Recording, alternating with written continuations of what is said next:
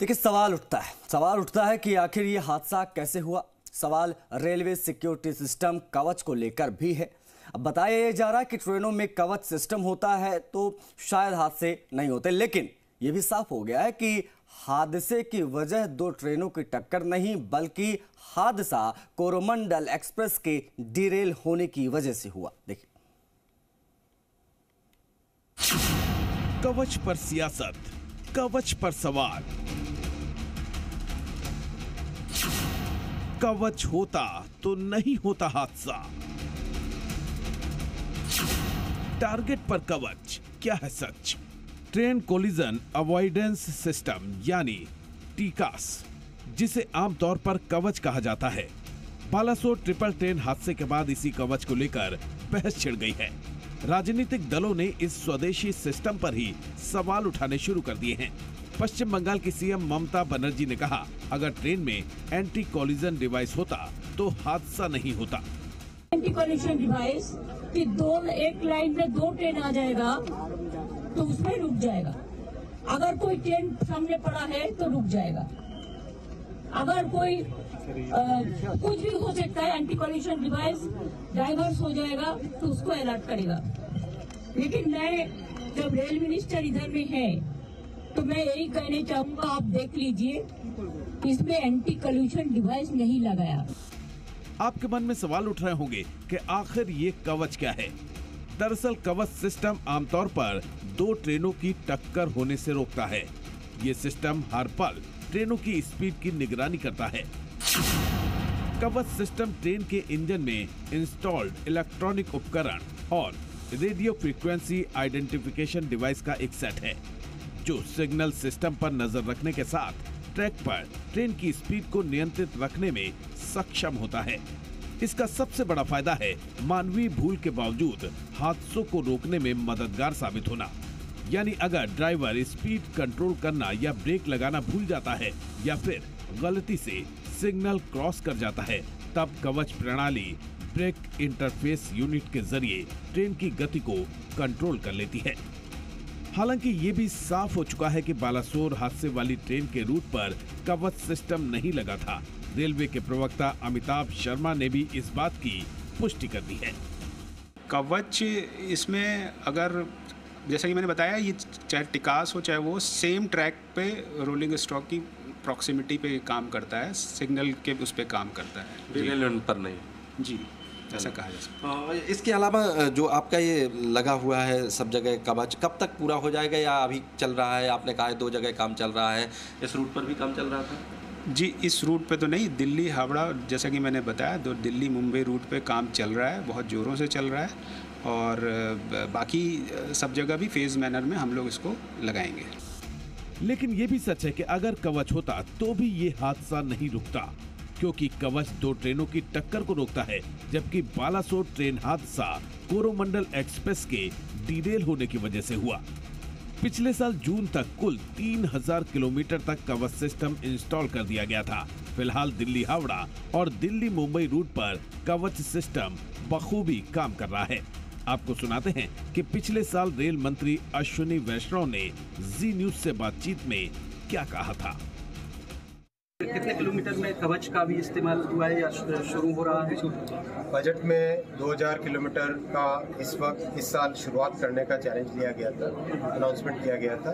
हमने 3000 किलोमीटर की शुरुआत की, सारी प्रक्रिया करीब कंप्लीट होने को आई है। बहुत जल्दी उसमें डिप्लॉयमेंट स्टार्ट होगा। बहुत धन्यवाद। पिछले साल मार्च महीने में कवच सिस्टम के ट्रायल के दौरान खुद रेल मंत्री अश्विनी वैष्णव ने ट्रेन के इंजन में सवार होकर खतरा मोल लिया था। एक ट्रेन में रेल मंत्री थे तो दूसरी ट्रेन में रेलवे बोर्ड के चेयरमैन समेत दूसरे अधिकारी। इस सफल ट्रायल का उन्होंने एक वीडियो भी शेयर किया था, जिसमें दिख रहा था कि रेल मंत्री अश्विनी वैष्णव की ट्रेन सामने से आ रही ट्रेन से 380 मीटर पहले ही रुक गई। ड्राइवर साहब, बढ़ाइए स्पीड, बढ़ाइए, नॉइस लीजिए, नॉइस लीजिए।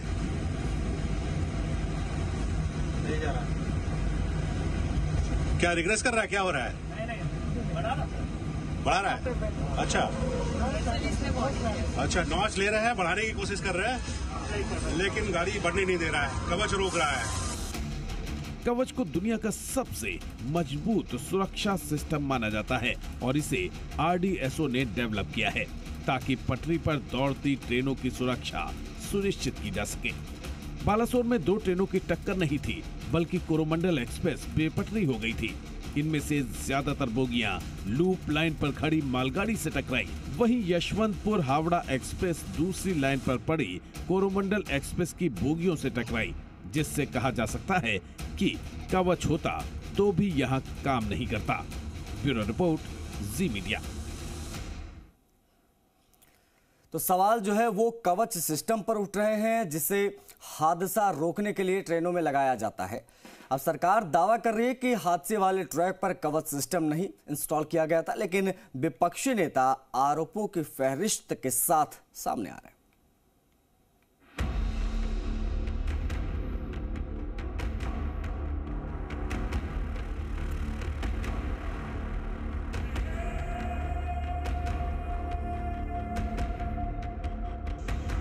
दर्द ऐसा जो बेहिसाब है,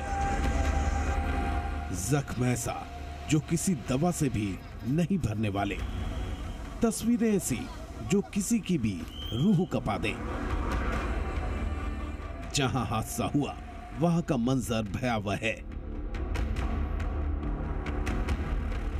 जिधर देखिए लाशों का अंबार है, अस्पतालों में युद्ध जैसे हालात हैं।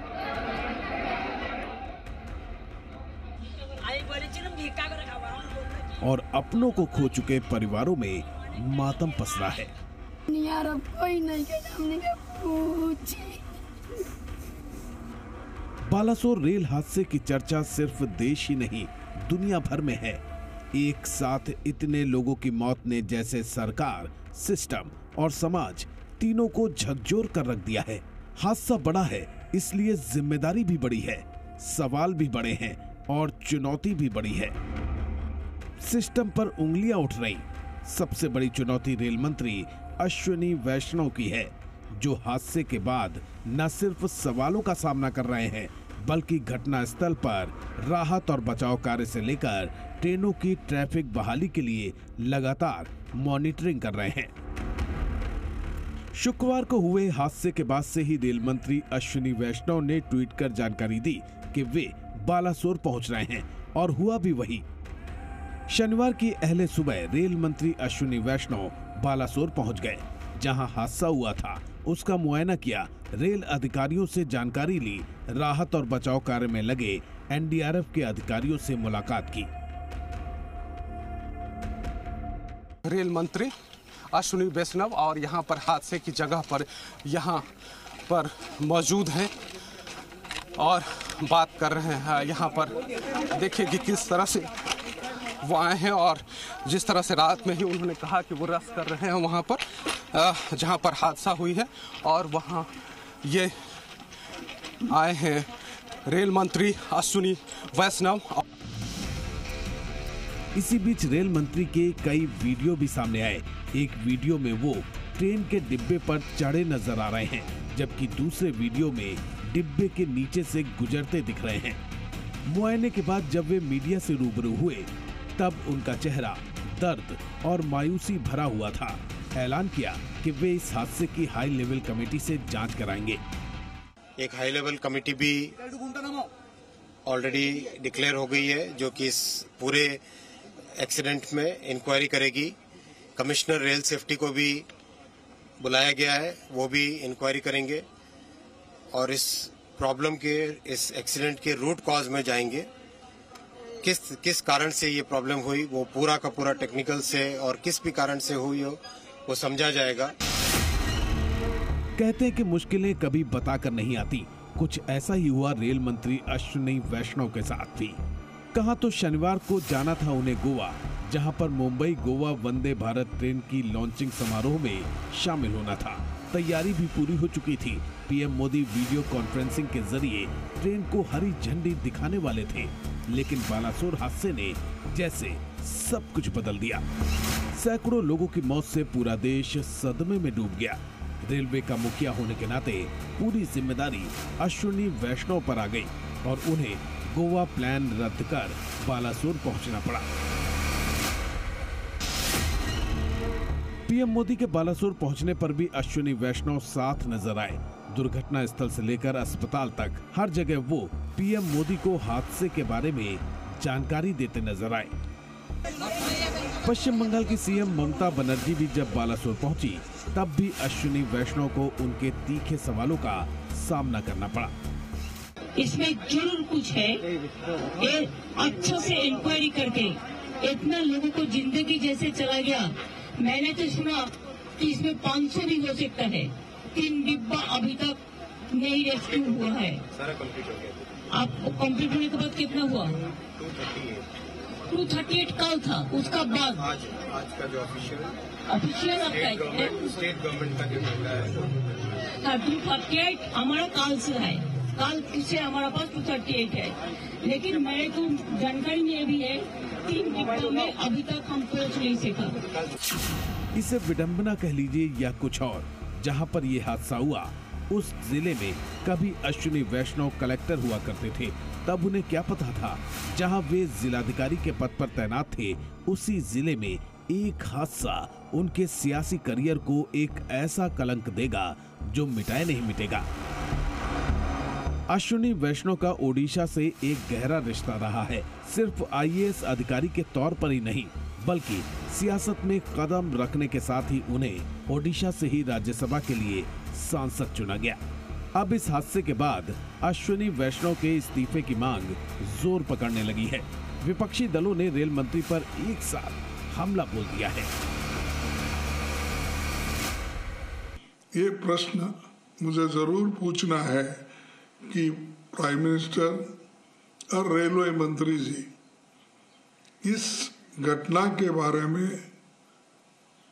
सोचना चाहिए। ये क्यों हुआ, कौन जिम्मेदार है, किस लिए हुआ, और ये सेफ्टी का इश्यू हमेशा हम बात करते हैं, लेकिन फिर भी आज ऐसी दुर्घटना घटी जो आज तक देश के रेल्वे के इतिहास में नहीं हुआ।